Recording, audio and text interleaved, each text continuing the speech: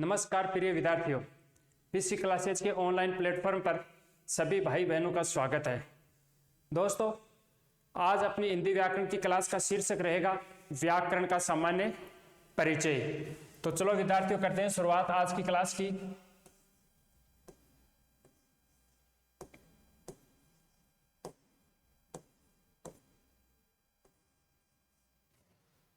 व्याकरण का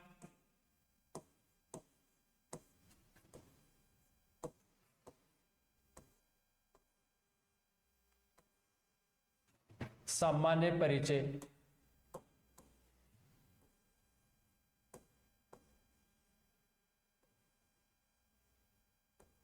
क्या है दोस्तों? व्याकरण का सामान्य परिचय।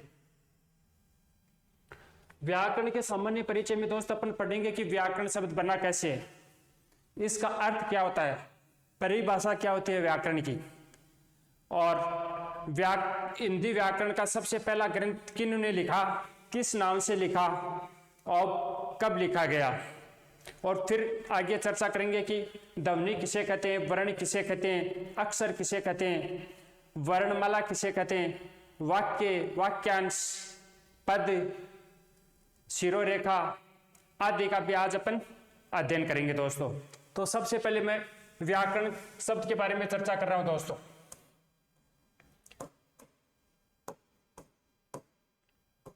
दोस्तों, व्याकरण शब्द है वो वी प्लस आकरण शब्द से बना दोस्तों। वी प्लस आकरण किससे बना दोस्तों? वी प्लस आकरण शब्द से मिलकर के बना दोस्तों।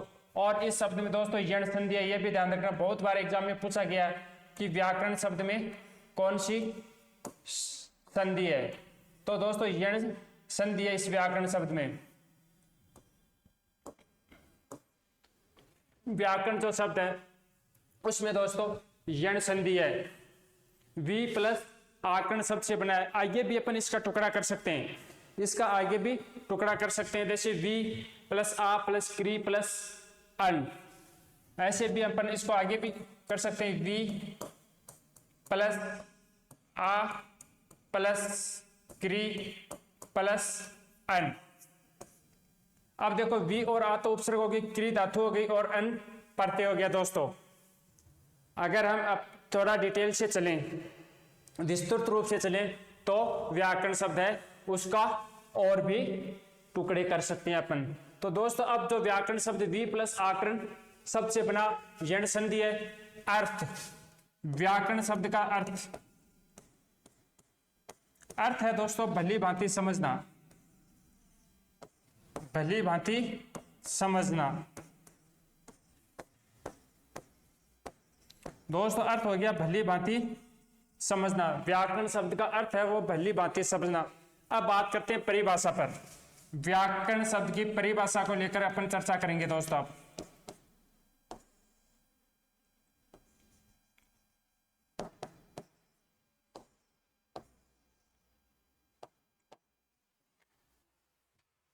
परिभाषा व्याकरण की, जिस शास्त्र में शब्दों के शुद्ध रूप और प्रयोग के नियमों का विश्लेषण होता है उसे व्याकरण कहते हैं। जिस शास्त्र में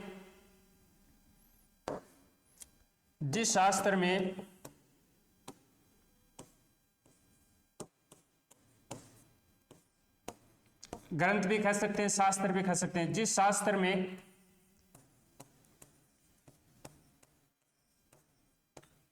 शास्त्र में शब्दों के शुद्ध रूप और प्रयोग के नियमों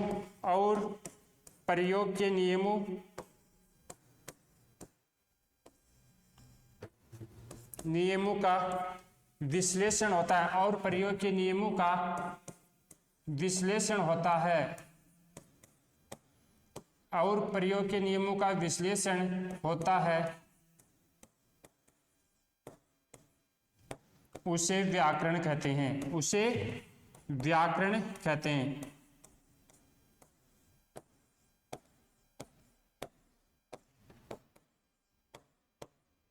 उसे व्याकरण कहते हैं। परिभाषा क्या हुई?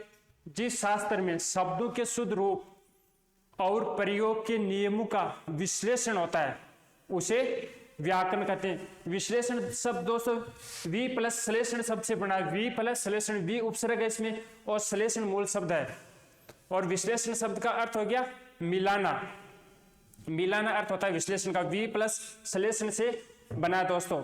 अब आगे बात करते हैं कि हिंदी का प्रथम व्याकरण ग्रंथ कौन सा है और किन्होंने लिखा और कब लिखा। ये क्वेश्चन आया हुआ दोस्तों। यहां में जो इंपॉर्टेंट चीज है वो यही है, एक तो व्याकरण शब्द, इसमें संधि पूछ सकते हैं और विच्छेद पूछ सकते हैं। परिभाषा पूछने का कम ही चांस है, तो आप व्याकरण शब्द वी प्लस आकरण से बना है और इसमें यण संधि है। अर्थ हो गया भली भांति समझना। परिभाषा मैंने आपको बताई थी। अब चर्चा अपन करते हैं दोस्तों की, नोट लगा करके मैं लिखवा रहा हूं।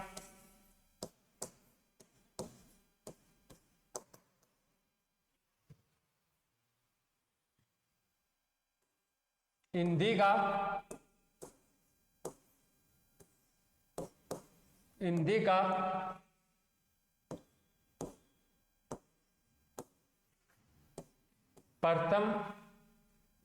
प्रथम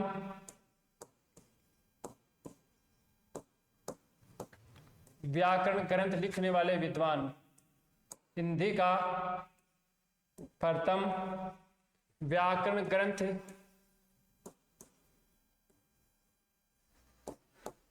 लिखने वाले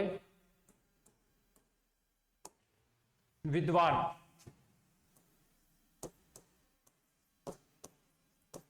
हिंदी का प्रथम व्याकरण ग्रंथ लिखने वाले विद्वान। तो देखो दोस्तों, सबसे पहले जो व्याकरण ग्रंथ लिखा उनका नाम था Joshua Ketelaar.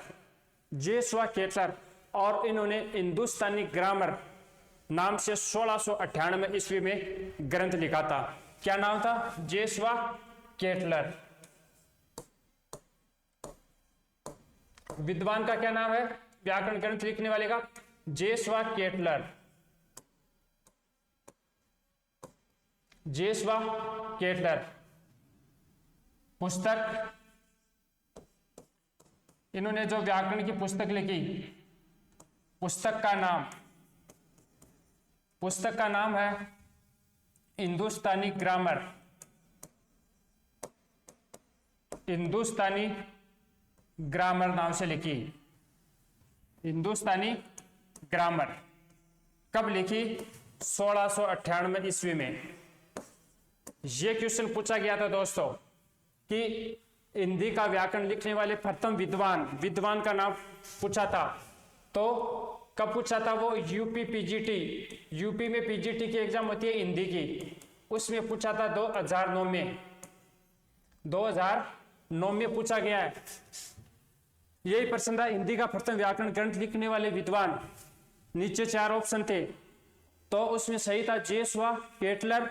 UP PGT exam 2009 में पूछा गया था। नीचे मैंने पुस्तक का नाम, जोशुआ केटलर ने जो व्याकरण का ग्रंथ लिखा था ना, जिस पुस्तक की रचना की, उसका नाम है हिंदुस्तानी ग्रामर। और 1698 ईस्वी में लिखा इन्होंने।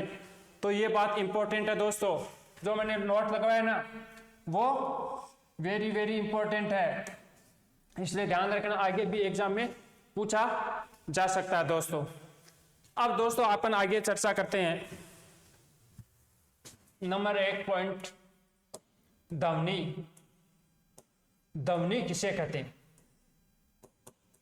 ध्वनि किसे कहते हैं?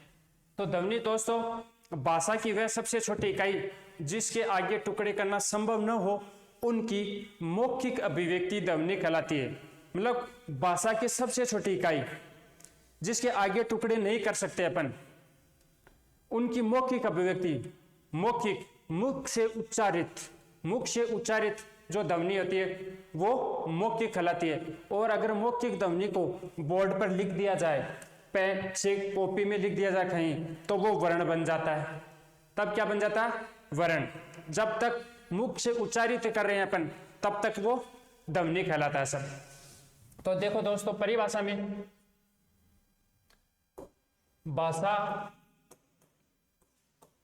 भाषा की वह भाषा की वह सबसे छोटी भाषा की वह सबसे छोटी इकाई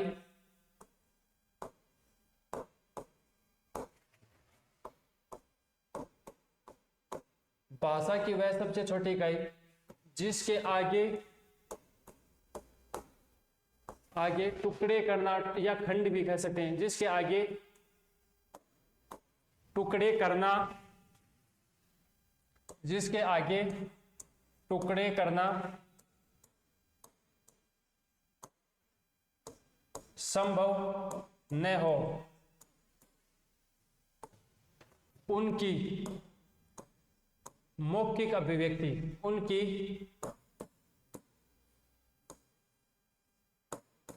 उनकी मौखिक अभिव्यक्ति भाषा कहलाती है। उनकी मौखिक अभिव्यक्ति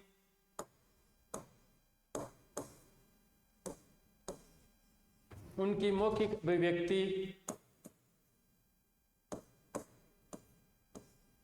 उनकी मौखिक अभिव्यक्ति उनकी मौखिक अभिव्यक्ति भाषा कहलाती है।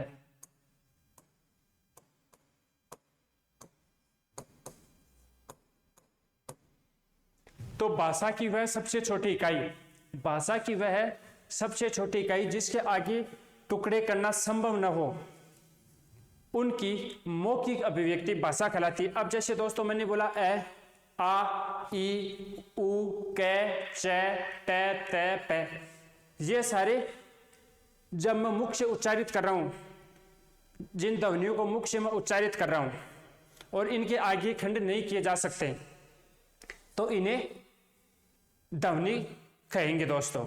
मुख से उच्चारित जो वर्ण हैं और उनके आगे टुकड़े नहीं किए जा सकते, उन्हें ध्वनि के नाम से पुकारा जाएगा दोस्तों। तो ये बात होगी अपन ध्वनि के बारे में चर्चा की। अब बात करेंगे वर्ण के बारे में दोस्तों। तो वर्ण और ध्वनि की परिभाषा में सिर्फ एक ही अक्षर का नाम है।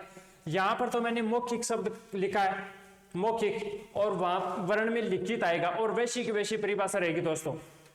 जिन मुख से जिन ध्वनियों को उच्चारित करते हैं उन्हें अगर बोर्ड पर लिख दिया जाता है तो वो वर्ण बन जाएंगे, वो वर्ण कहलाएंगे।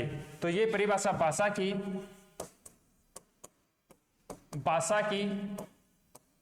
वह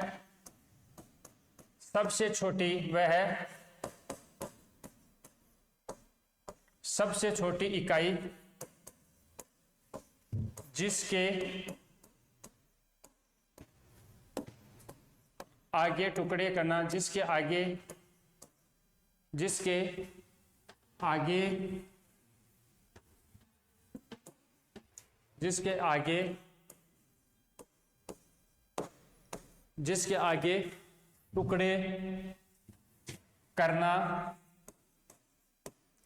आगे टुकड़े करना संभव न हो, जिनका आगे टुकड़े करना संभव न हो, उनकी लिखित अभिव्यक्ति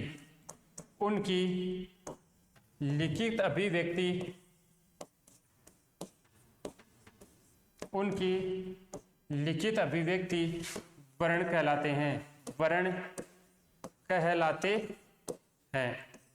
उनकी लिखित अभिव्यक्ति क्या कहलाते हैं दोस्तों? वर्ण कहलाते हैं। उनकी लिखित अभिव्यक्ति क्या कहलाएंगे? वर्ण कहलाएंगे। तो उनकी लिखित अभिव्यक्ति है वो दोस्तों क्या कहलाएगी? वर्ण कहलाएगी।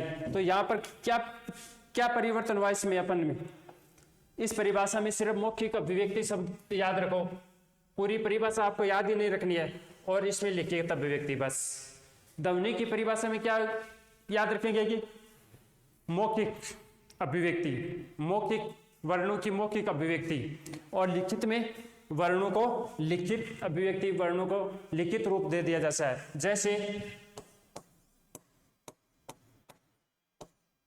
जैसे मैंने बोला ए, तो ये तो ध्वनि हो गई।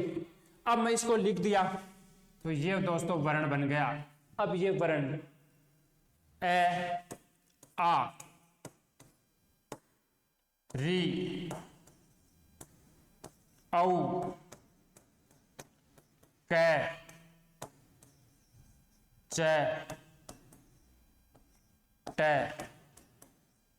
त, प आदि आदि ये जो वर्ण है ये वर्ण की श्रेणी में आएंगे। ये सब अगर मैंने ए बोला मुख से सिर्फ उच्चारित किया तो वो ध्वनि है, लिख दिया मैंने पेन से बोर्ड पर ए को तो वर्ण बन जाएगा। तो मौखिक में तो मुख से उच्चारित किया जाता है और वर्ण में क्या हो गया, उनको लिखित रूप प्रदान किया जाएगा तो वो वर्ण बन जाएंगे। तो ये वर्ण कहलाएंगे ए, आ, री, कै, च, ट, त, ब, ये, र, ल, व, स, है। ये सारे वर्ण की श्रेणी में आ जाएंगे दोस्तों। लिखित रूप दे दिया जाता है, अगर ध्वनि को लिखित रूप दे दिया जाए तो वो वर्ण की श्रेणी में आ जाएंगे। अब बात दोस्तों आगे चलते हैं 3 नंबर के पॉइंट पर।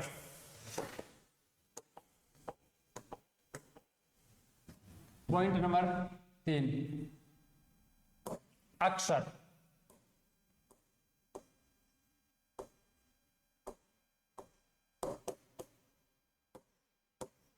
अक्षर दोस्तों वे ध्वनियां जिनका उच्चारण श्वास के एक ही झटके में हो जाए उन्हें अक्षर कहते हैं। वे ध्वनियां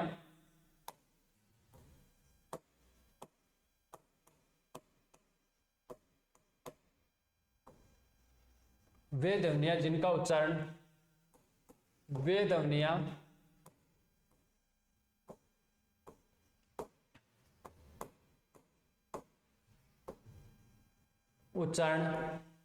श्वास के वे ध्वनियां जिनका उच्चारण श्वास के एक झटके में हो जाए, श्वास के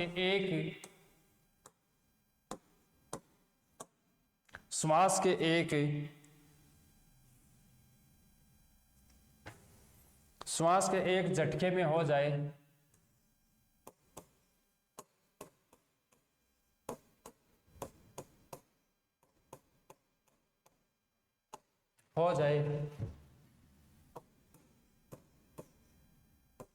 उन्हें अक्षर कहते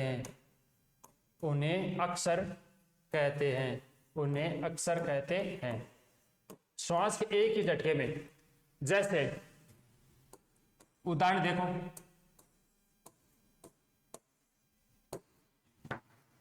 आम, स्नान,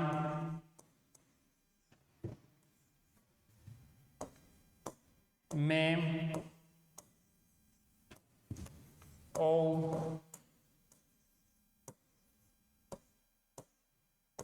आदि। ये इनके उदाहरण दोस्तों अक्षर के। अब जैसे ये आम शब्द है, ठीक है, अब इसका उच्चारण करेंगे किसका, इस आम का करेंगे, अपन इस आम शब्द का। यहां पर मैं के नीचे अलंत है, यहां पर अलंत नहीं है। अपन इस आम शब्द का उच्चारण करेंगे, आम बोलेंगे। तो अपन जब भी आम का उच्चारण करेंगे तो जो ये अंत में जो मैं है इसमें ए स्वर जुड़ा हुआ है। तो जब भी हम आम शब्द का उच्चारण करेंगे तो अंत में मकार रहित स्वर का उच्चारण होगा, मकार रहित स्वर का उच्चारण होगा। तो आम शब्द बोलेंगे तो एक ही झटके से आम शब्द निकलेगा अपने, आम, आम। जो ए स्वर है ना वो उच्चारित नहीं होगा, आम। उसी तरह स्नान शब्द है, बोलेंगे स्नान, स्नान, मतलब श्वास के एक ही झटके से हम उच्चारित करेंगे तो अंत में स्वर रहित मकार का उच्चारण होगा। मेम, ओम, ओम, ओम, ऐसे बोलेंगे अपन। तो श्वास के एक ही झटके में उच्चारण हो जाए वे अक्षर कहलाते हैं। आई बात आपको समझ में दोस्तों? तो ये थे इसके उदाहरण, आम, स्नान, मेम, ओम शब्द आदि। अब अपन बात करते हैं 4 नंबर पॉइंट, वर्णमाला। वर्णमाला के बारे में दोस्तों कि वर्णमाला किसे कहते हैं। वर्णों या ध्वनियों के क्रमबद्ध समूह को वर्णमाला कहते हैं। वर्णों या ध्वनियों, वर्णों या ध्वनियों, वर्णों या ध्वनियों के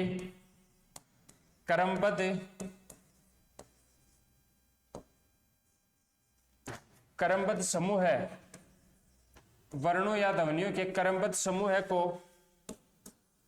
वर्णमाला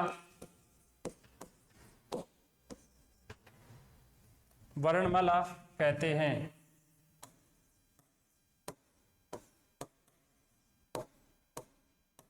वर्णों या ध्वनियों के क्रमबद्ध समूह का मतलब जैसे पहले ए आएंगे और क्रम से लिखे जाएंगे, ए आ, छोटी ई, बड़ी ई, छोटा ऊ, बड़ा ऊ, री, ए, ऐ, ओ, औ, ऐसे तो क्रम वाइज चलेंगे। ये हम बेक्रम नहीं लिख सकते। जैसे पहले ई लिख दिया, फिर ए लिख दिया, औ लिख दिया पहले, फिर आ लिख दिया, तो ये क्रम नहीं चलेगा। क्रम है इनका, वर्णमाला का एक निश्चित क्रम है, निश्चित स्थान है, वर्णों का एक निश्चित स्थान दिया गया वर्णों को, तो उसी क्रम के अनुसार हम लिख सकते हैं, तब वो वर्णमाला कहलाएगी।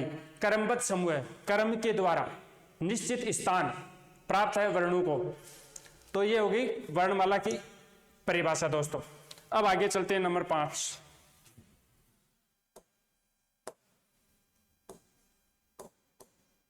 शब्द, शब्द की परिभाषा। दो या दो से अधिक सार्थक वर्णों का समूह है शब्द कहलाता है। दो या दो से अधिक, दो या दो से अधिक, दो या दो से अधिक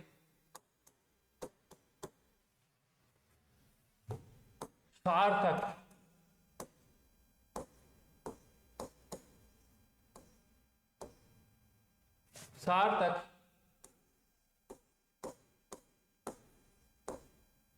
वर्णों का समूह है, वर्णों का समूह है शब्द कहलाता है।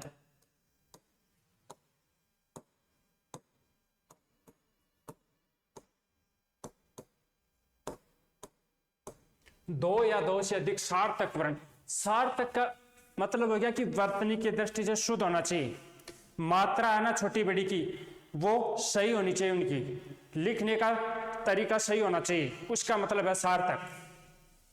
तो दो या दो से अधिक सार्थक वर्णों के मेल का जो समूह होता है, सार्थक वर्णों का जो समूह होता है, उसे शब्द कहते हैं। जैसे उदाहरण देखो, जैसे मैंने लिखा राम, ठीक। अब राम ये सार्थक शब्द है, राम ऐसे ही लिखा जाता है। मैं पहले अगर इसके मैं को पहले लिख देता, रा को बाद में लिख देता, तो राम अशुद्ध हो जाता, वर्तनी की दृष्टि से ये सार्थक शब्द नहीं होता। राम लिख दिया, प्रकाश लिख दिया, अब प्रकाश के नीचे रे आ गए दोस्तों। अब मैं रे पैक के नीचे नहीं लिख करके पूरा लिख देता आगे, तो ये निरर्थक शब्द हो जाता, सार्थक की श्रेणी में नहीं आता। इसलिए सार्थक शब्द है, वर्णों का समूह सार्थक होना चाहिए।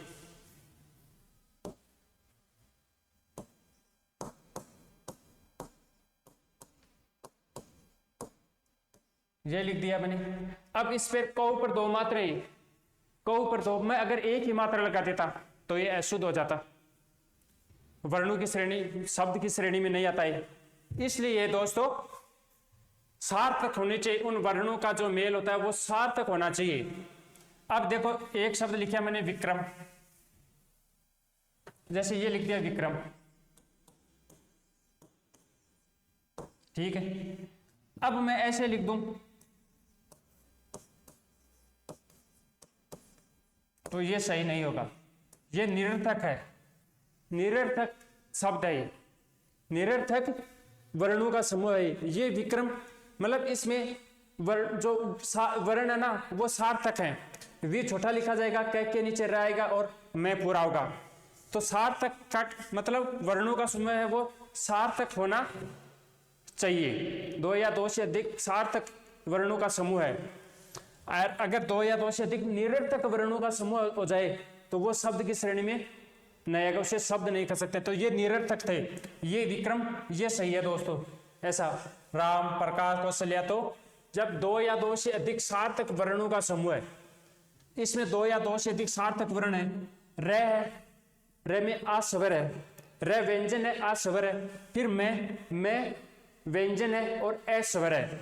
तो इसमें दो या दो से अधिक इसमें वर्ण है और वो सार्थक हैं, वर्णमाला की दृष्टि से वो सार्थक है, इसलिए ये शब्द कहलाएगा। राम है वो शब्द की श्रेणी में आएगा, प्रकाश, कौशल्या, विक्रम, ये सारे क्या आएंगे? शब्द की श्रेणी में आएंगे दोस्तों, इन्हें शब्द बोलेंगे।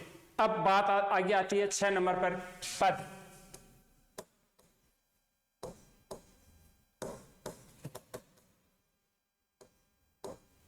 पद की परिभाषा ये पूछा गया पहले एग्जाम में, पद के बारे में दोस्तों, इसको ध्यान रखना आपको। पद जब किसी शब्द का वाक्य में प्रयोग किया जाता है एवं वाक्य में प्रयुक्त अन्य शब्दों के साथ उस शब्द का संबंध स्थापित हो जाता है और उसे व्याकरणिक रूप प्रदान हो जाता है, तब उससे पद कहा जाता है, तब उसे पद कहा जाता है। जब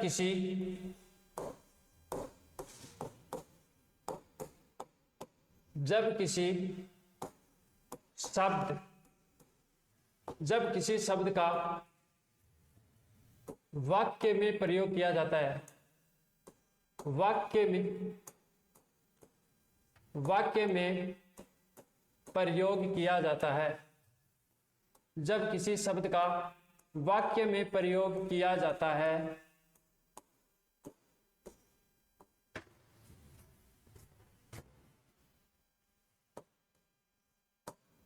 जब किसी शब्द का वाक्य में प्रयोग किया जाता है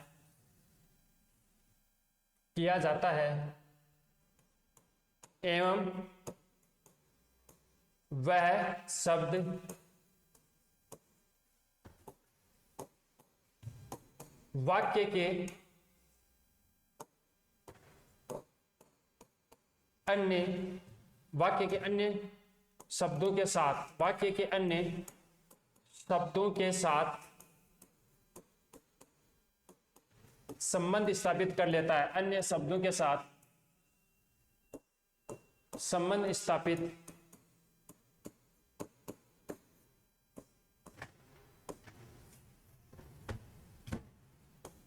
कर लेता है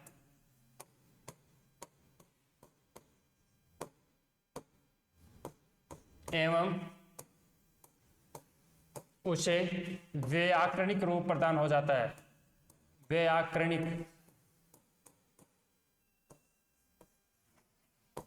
व्याकरणिक रूप प्रदान हो जाता है, व्याकरणिक रूप प्रदान हो जाता है,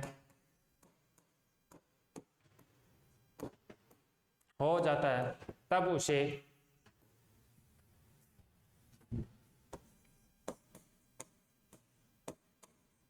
उसे पद कहते हैं, तब उसे पद कहते हैं। अब दोस्तों, जब किसी शब्द का वाक्य में प्रयोग करते हैं, वाक्य में प्रयुक्त अन्य शब्दों के साथ जब उसका संबंध स्थापित हो जाता है, उस शब्द को जब व्याकरणिक रूप मिल जाता है, तब उसे पद कहते हैं। व्याकरणिक रूप का अर्थ होता है व्याकरण प्लस इक, व्याकरण प्लस इक से बना है ये, और व्याकरण का अर्थ होता है व्याकरण को जानने वाला, व्याकरण को जानने वाला। जैसे उदाहरण, जैसे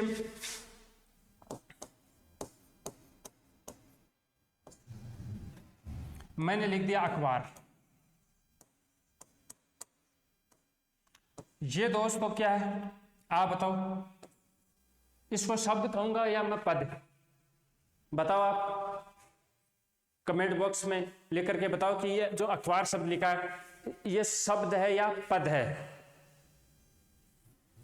दोस्तों ये शब्द है। क्या है ये? शब्द। मैंने बताया ना किसी भी शब्द को जब वाक्य में प्रयोग करेंगे, अब इसको अपन वाक्य में प्रयोग करेंगे और वाक्य में प्रयुक्त अन्य शब्दों के साथ जब इसका संबंध स्थापित हो जाएगा एवं इसे एक व्याकरणिक रूप प्रदान हो जाएगा, तब वे पद की श्रेणी में आएगा। तो जैसे राम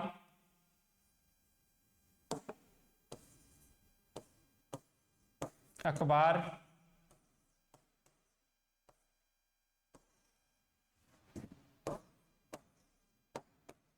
पढ़ता है, राम अखबार पढ़ता है। अब अखबार के नीचे मैं अंडरलाइन कर दूंगा।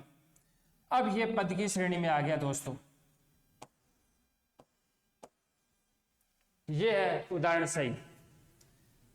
जब किसी शब्द को वाक्य में प्रयोग किया जाता है और वाक्य में प्रयुक्त अन्य शब्दों के साथ वह संबंध स्थापित कर ले और व्याकरणिक रूप मिल जाए। व्याकरण का रूप का क्या अर्थ है? यहाँ पर कर्ता भी है, राम करता है, अखबार कर्म है और पढ़ता है क्रिया है। ये एक वाक्य है और इसे व्याकरणिक रूप प्रदान है। इसमें सारे जो शब्द है वो वर्तनी की दृष्टि से शुद्ध हैं एवं कर्ता कर्म क्रिया का इसमें कर्म बन रहा है दोस्तों। तो जो जिस शब्द को अपन वाक्य में प्रयोग करेंगे और उसके नीचे अंडरलाइन करके अगला पूछेगा आपको कि रेखांकित पद है, उत्तर देगा वो शब्द, पद, वाक्य या अक्षर, तब आपका उत्तर होगा पद। अगर मैं राम के नीचे अंडरलाइन करता तब राम है वो पद हो जाता, राम पद हो जाता। पढ़ता है के नीचे अंडरलाइन करता तो और वो अंडरलाइन करके पूछता आपको कि पढ़ता शब्द है, रेखांकित शब्द है। जिस भी शब्द के नीचे वो रेखा खींच करके फिर आपको पूछता वो कि रेखांकित शब्द है, तो वहां आपका उत्तर होगा पद। शब्द स्वतंत्र रूप में होता है।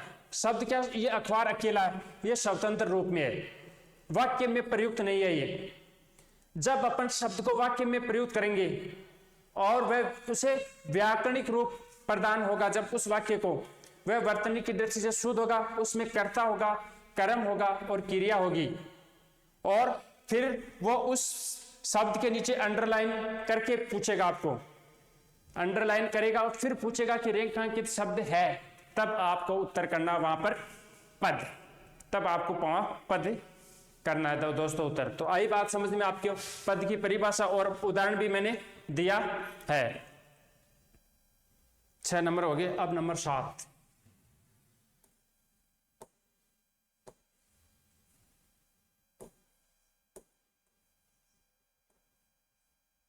वाक्यांश।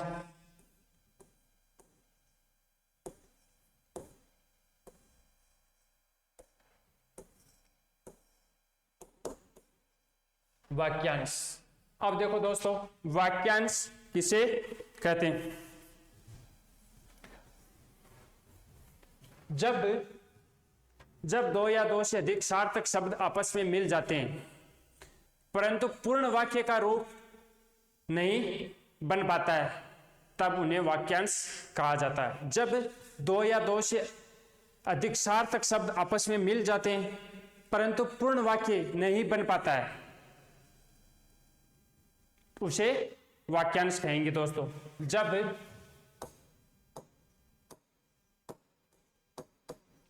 दो या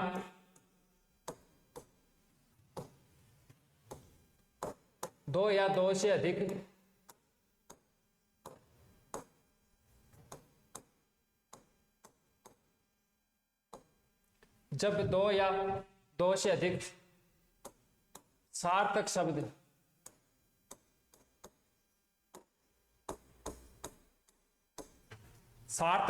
आपस में मिल जाते हैं, सार्थक शब्द आपस में मिल जाते हैं, आपस में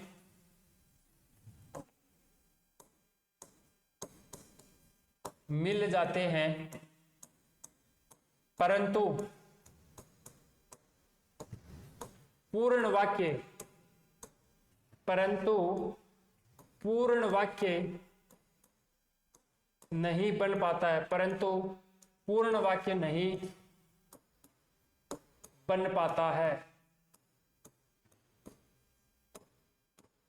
पाता है तब उसे वाक्यांश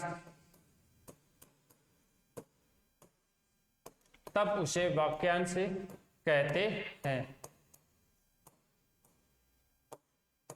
तब उसे वाक्यांश कहते हैं दोस्तों। जैसे उदाहरण दूंगा तो आपको समझ में ज्यादा आएगा। जैसे जानने की इच्छा रखने वाला, जानने की इच्छा रखने वाला, जानने की इच्छा रखने वाला, ये दोस्तों वाक्यांश की श्रेणी में आएगा। जब दो या दो से अधिक सार्थक शब्द आपस में मिल जाते हैं तो बात तो सही है, जो दो या दो से अधिक शब्द हैं और सब सार्थक है, मात्रा की दृष्टि से सब सार्थक हैं। फिर आगे क्या है, परंतु पूर्ण वाक्य नहीं बनता था। पूर्ण वाक्य नहीं है।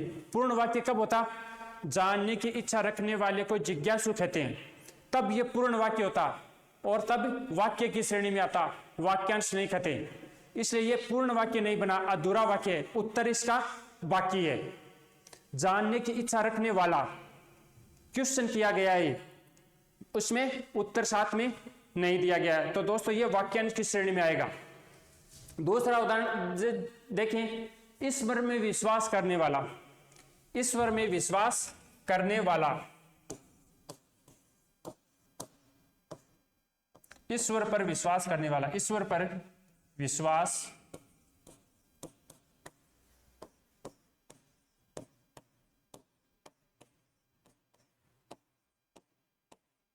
ये भी वाक्यांश है। ईश्वर पर विश्वास करने वाला, ये वाक्यांश है। और ऐसे लिखा हो, ईश्वर पर विश्वास करने वाले को आस्तिक कहते हैं, ईश्वर पर विश्वास करने वाले को आस्तिक कहते हैं, तब तो ये वाक्य की श्रेणी में होता। तब क्या बोलते अपन, वाक्य बोलते इसको। लेकिन ये अधूरा है, पूर्ण वाक्य का रूप प्रदान नहीं कर रहा है। इसमें सब तो सार्थक हैं लेकिन वाक्य पूर्ण नहीं बन रहा है, इसलिए ये वाक्यांश कहेगा। वाक्यांश वाक्य प्लस अंश शब्द से बना है, वाक्य प्लस अंश शब्द से बना है। ये वाक्य का अंश है, टुकड़ा है, भाग है, पूर्ण वाक्य नहीं है ये। वाक्य प्लस अंश, वाक्य प्लस अंश दीर्घ संधि है इसमें, वाक्य प्लस अंश शब्द से बन गया तो अंश का अर्थ होता है टुकड़ा या भाग। वाक्य का एक टुकड़ा या भाग है ये दोनों उदाहरण।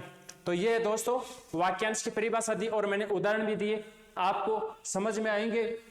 और दोस्तों अपन संपूर्ण हिंदी व्याकरण वो मैं 0 लेवल से लेकर के चल रहा हूं दोस्तों। प्रत्येक जो भी परिभाषा है उसके दोस्तों उदाहरण भी दे रहा हूं और क्रमवाइज चल रहे हैं अपन। आज जो अपना व्याकरण का ये टॉपिक खत्म होगा, व्याकरण का सामान्य परिचय, उसके बाद में जो अगली क्लास होगी वो होगी दोस्तों वर्ण विचार से शुरू करेंगे अपन।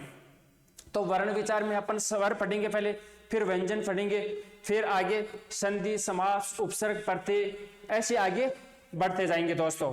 और विस्तृत रूप से आपको हिंदी व्याकरण पढ़ाने की मैं कोशिश करूंगा दोस्तों। अगर दोस्तों आप चैनल पर नए हैं तो दोस्तों चैनल को सब्सक्राइब करें, लाइक करें एवं अपने दोस्तों को ज्यादा से ज्यादा शेयर करें दोस्तों। तो चलो दोस्तों अब अगला जो पॉइंट है अपना 8 नंबर का, हाँ वो है दोस्तों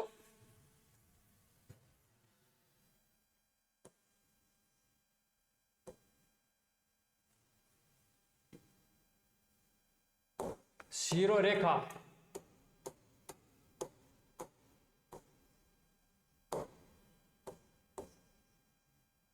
शिरोरेखा किसे कहते हैं? शिरोरेखा कईयों ने पहली बार नाम सुना है।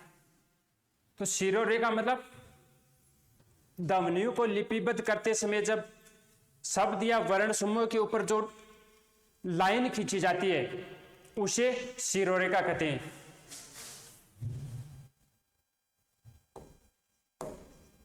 ध्वनियों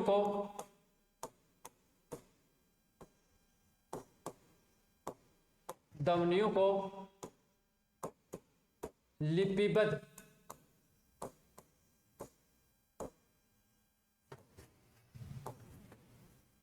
करते समय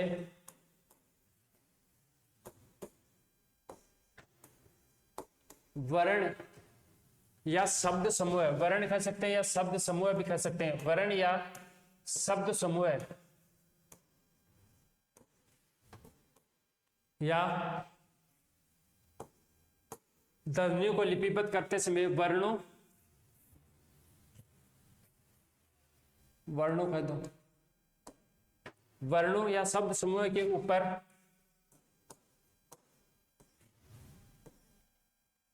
जो रेखा खींची जाती है, जो रेखा खींची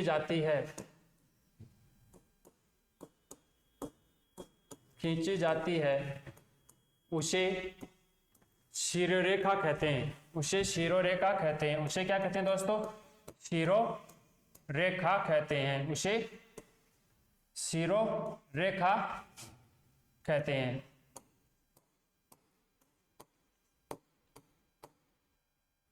जैसे मैंने उदाहरण दिया, मैंने लिखा कमल, कमल शब्द लिखा। अब मैंने कमल शब्द लिख दिया दोस्तों, अब मैं जो ये रेखा ऊपर खींचूंगा ना इनके ऊपर, ये इसको शिरोरेखा बोलेंगे अपन। कमल लिख दिया, प्रदीप मैंने पहले खींच दी रेखा, प्रदीप शब्द लिखा मैंने।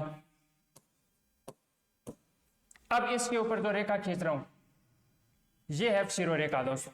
कमल, प्रदीप, मतलब वर्णों या शब्द समूह को लिखने के बाद हम उसके ऊपर जो रेखा खींचते हैं उस रेखा को शिरोरेखा के नाम से जाना जाता है दोस्तों। फिर नंबर 9, हल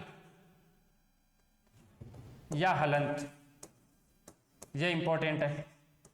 हल या हलंत के नाम से भी जान सकते हैं अपन। जब व्यंजन के साथ स्वर का अभाव होता है तब वह व्यंजन आधा माना जाता है, और इसे दर्शाने के लिए उस व्यंजन के नीचे एक तिरछी रेखा खींची जाती है जिसे हल या हलंत चिन्ह के नाम से जाना जाता है।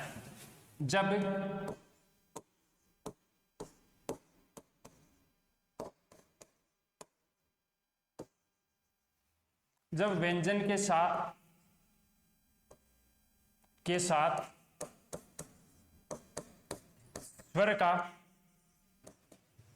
अभाव होता है, अभाव का मतलब जुड़ा हुआ नहीं हो, स्वर का अभाव होता है। जब व्यंजन के साथ स्वर का अभाव होता है एवं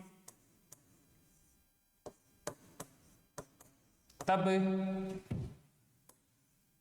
वह व्यंजन आधा माना जाता है, तब वह व्यंजन आधा माना जाता है।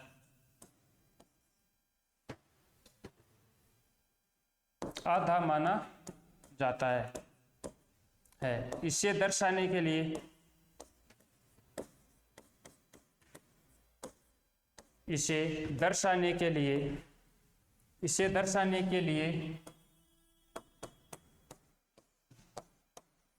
व्यंजन के नीचे एक तिरछी रेखा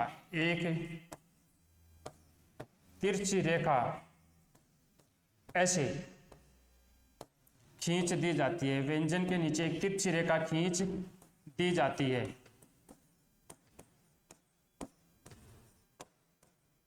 अब जैसे मैंने लिखूं उदाहरण, जैसे मैंने लिखा कै। अब कै है, इसमें तो स्वर मिला हुआ है, ठीक है, लेकिन जब मैं ये ऐसे तिरछी रेखा खींच दूंगा हलंत, ये अब ये क्या बन जाएगा? स्वर रहित व्यंजन बन जाएगा। इस स्वर हट जाएगा, अस्वर वो हट गया और ये आधा माना जाएगा। आधा कै के नाम से जानेगी, आधा कै मतलब इसमें स्वर नहीं है। कै लिख दूं, च लिख दिया मैंने। अब इसमें स्वर मिला हुआ है फिलहाल, लेकिन जो ही मैं ये तिरछी रेखा खींच दी मैंने यूं, तब ये च आधा हो गया, इसमें स्वर हट गया। तो ऐसे दोस्तों ये क च त लिख दिया मैंने, त लिख दिया, प आदि। अब एक बात आपको ध्यान रखनी है कि जो स्वर होते हैं ना, ए आ ई उ, वो कभी आधे नहीं होते। स्वर अपने आप में एक स्वतंत्र इकाई है और स्वरों को किसी अन्य व्यंजन की आवश्यकता नहीं होती। स्वरों के साथ व्यंजन को स्वर की जरूरत पड़ती है, लेकिन स्वरों को व्यंजन की जरूरत नहीं पड़ती। खुद स्वर है वो एक स्वतंत्र इकाई है और वो आधे नहीं होते, कभी उनके नीचे हलंत नहीं लगता। स्वरों के नीचे कभी भी हलंत नहीं लगेगा, सिर्फ व्यंजनों के नीचे ही हलंत लगता है। और जो ही व्यंजन के नीचे हलंत लग जाएगा तब वो स्वर रहित माना जाएगा वो व्यंजन, या आधा कह सकते हैं अपन उसको, आधा। तो ये हलंत, तो ये दोस्तों शिरोरेखा और हलंत के बारे में मैंने आपको बताया। अभी शिरोरेखा की ध्वनियों के लिपिबद्ध करते समय वर्ण या शब्दों के ऊपर जो रेखा खींची जाती है उसे क्या कहते हैं दोस्तों? उसे शिरोरेखा के नाम से जाना जाता है। अब एक लास्ट पॉइंट है, वो है मात्राएं। मात्रा किसे कहते हैं?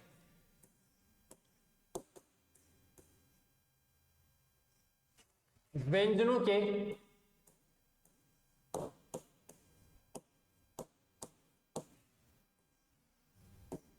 व्यंजनों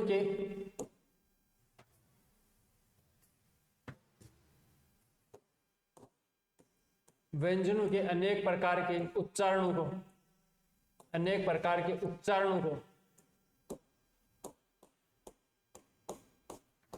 व्यंजनों के अनेक प्रकार के उच्चारणों को स्पष्ट करने के लिए, अनेक प्रकार के उच्चारणों को स्पष्ट करने के लिए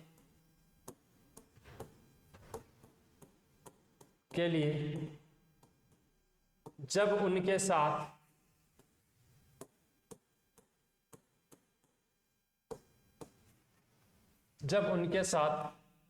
स्वर का मेल होता है, जब उनके साथ स्वर का मेल या योग भी कर सकते हैं, स्वर का मेल होता है, मेल होता है, तब स्वर अपने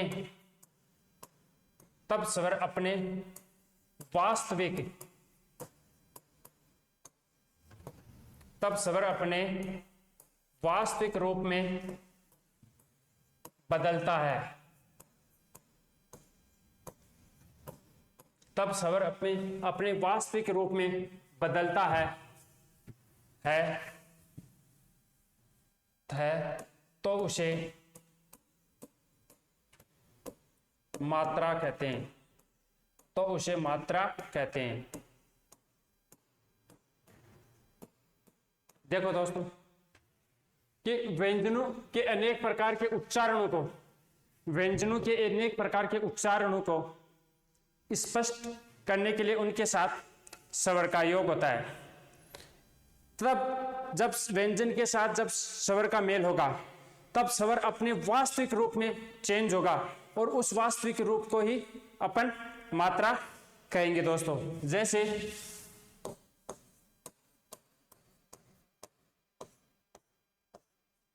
जैसे दोस्तों, जैसे क है, ये व्यंजन है और इसमें ए स्वर जोड़ना अपन को, तो अब इसकी मात्रा जुड़ेगी ए स्वर की, ए नहीं जुड़ेगा ये, अब क्या होगा? क पूरा हो जाएगा, क पूरा ही हो जाएगा।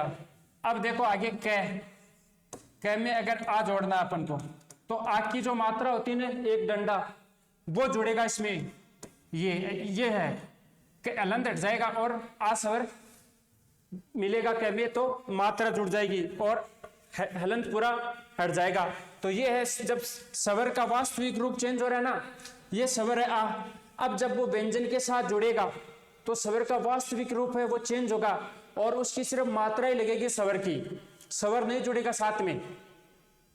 और एक बात ये भी आपको ध्यान रखना कि ए पहले नहीं लिख सकते अपन, ए पहले लिख दिया और कै बाद में लिख देंगे तो वो जुड़ेगा नहीं दोस्तों, फिर वो ए और कै लिखा जाएगा। इसलिए व्यंजन पहले लिखने पड़ेंगे अपन, व्यंजन पहले लिखा जाएगा, नीचे अलंत होगा उसके, फिर आगे स्वर होगा, तब भी वो व्यंजन है वो जुड़े, स्वर जुड़ेगा उस व्यंजन में। अब जैसे मैंने क्या लिख दिया और री स्वर लिख दिया इधर, तो री ऐसे जुड़ेगा, ऐसे री की मात्रा ये होती है। इधर मैंने क्या लिख दिया और ए लिख दिया, तो ए ऐसे ये एक मात्रा वाला होता है दोस्तों ये, और कै के बाद में मैंने आई लिख दिया, इसके ऊपर एक मात्रा, लेकिन ये दो मात्रा वाला होता है, ये ऐसे इसका स्वर का रूप चेंज हो जाएगा। और मैंने लिख दिया फिर कै प्लस औ, कै प्लस औ, तो ये ऐसे बनेगा दोस्तों, ये मात्रा उसकी ऐसे जुड़ेगी। तो ये है स्वर का वास्तविक रूप जब चेंज होता है ना, और जब वो चेंज होगा तो व्यंजन के साथ उस स्वर की मात्रा जुड़ेगी, तब उसे मात्रा के नाम से जाना जाएगा। तो ये उदाहरण के द्वारा मैंने आपको समझाया कि कैसे एक व्यंजन में स्वर जुड़ेगा और वह व्यंजन है वो स्वर के योग से कैसे एक पूर्ण रूप प्रदान होगा उसको, उसका स्वर हट जाएगा और उसकी मात्रा भी जुड़ेगी उसमें। अस्वर के कोई मात्रा नहीं होती है, तब सिर्फ व्यंजन के नीचे जो तीर का निशान है नहीं हलंत, वो हटेगा और कै पूरा लिखा जाएगा। अब दोस्तों अपन चलते हैं, कुछ महत्वपूर्ण क्वेश्चन है जो पीछे की एग्जाम में भी पूछे गए हैं, इंपॉर्टेंट क्वेश्चन है, उनके बारे में मैं आपको बताता हूं।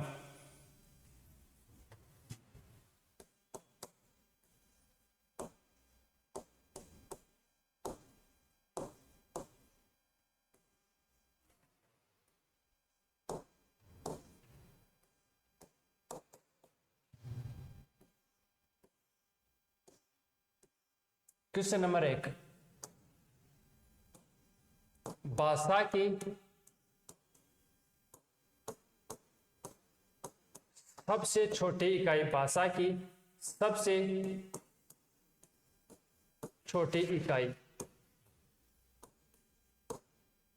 भाषा की सबसे छोटी इकाई। क्वेश्चन मैंने लिख दिया, उत्तर आपको लिखना है दोस्तों, फिर मैं आपको समझाऊंगा। नंबर 2 क्वेश्चन,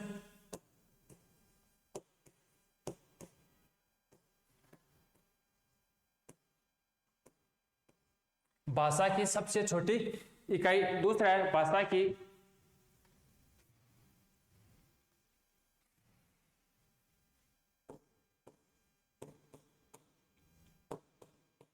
लिखित रूप में सबसे छोटी इकाई।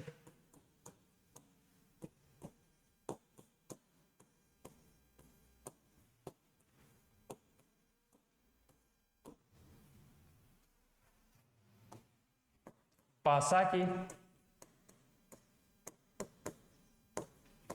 मौखिक रूप से, भाषा की मौखिक रूप से, भाषा की मौखिक रूप से सबसे छोटी इकाई, सबसे छोटी इकाई। नंबर 3, अर्थ के आधार पर, अर्थ के आधार पर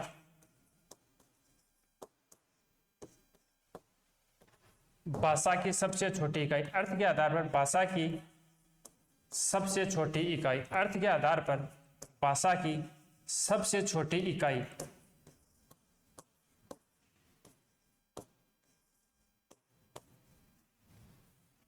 नंबर 5, भाषा की पूर्णतः इकाई, भाषा की पूर्णतः इकाई, भाषा की पूर्णतः इकाई, भाषा की पूर्णतः इकाई। ये दोस्तों 5 क्वेश्चन हैं और इनके उत्तर आपको देने, मैंने पढ़ाया पहले, ये पढ़ाए में से हैं दोस्तों, अलग से नहीं है, ये सारे क्वेश्चन पढ़ाए में से हैं और पहले आ भी चुके हैं, तो ये पहले एग्जाम में आए हुए हैं दोस्तों।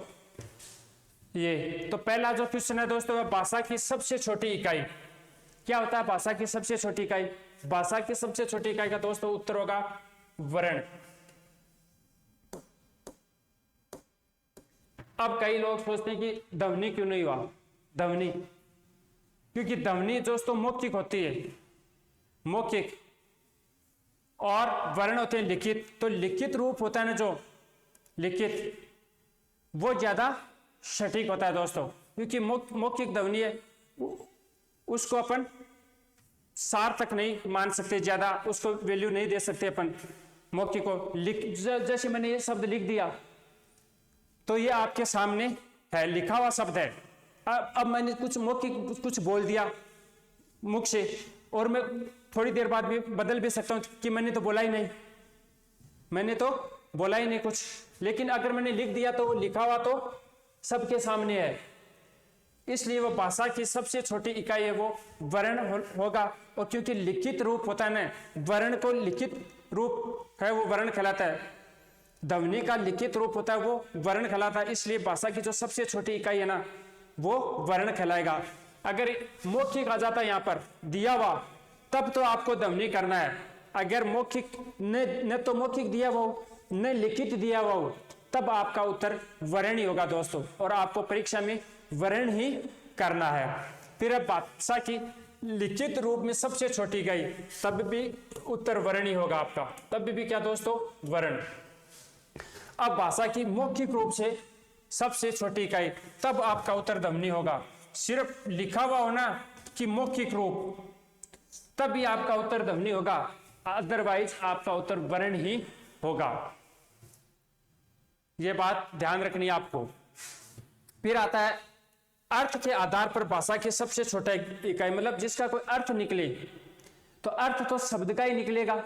शब्द दिया होगा कोई कमल, तो ये शब्द है और इसका अर्थ निकल रहा है। कमल किसी का नाम भी हो सकता है, कमल है, इसका अर्थ निकला कि किसी व्यक्ति का ये नाम है, तो ये इसका अर्थ हो जाएगा शब्द, उत्तर हो जाएगा शब्द।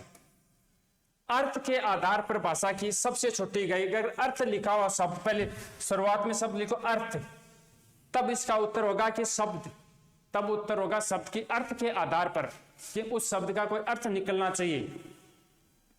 अब जैसे मैंने यहां पर लिख दिया, ये लिख दिया कि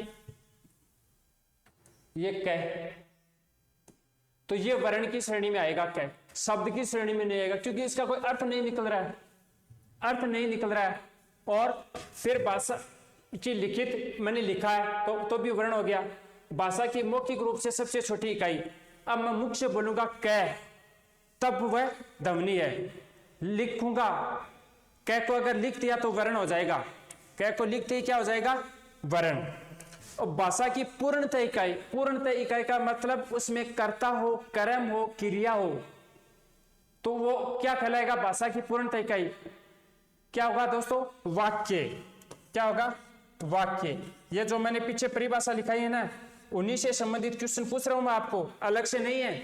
भाषा की पूर्णतः इकाई और भाषा की अपूर्ण इकाई, भाषा की अपूर्ण इकाई तो वो वाक्यांश कहलाएगा। वो क्या कहलाएगा, वाक्यांश। और भाषा की पूर्ण इकाई तो तब आपका उत्तर होगा वाक्य।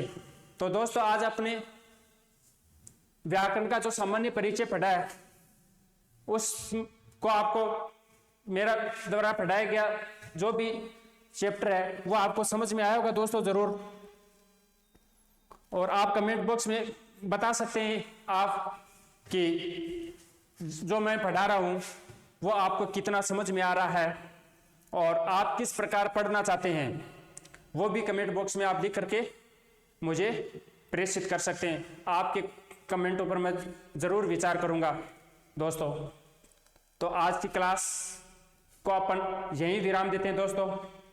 शुभ दिन, शुभ समय।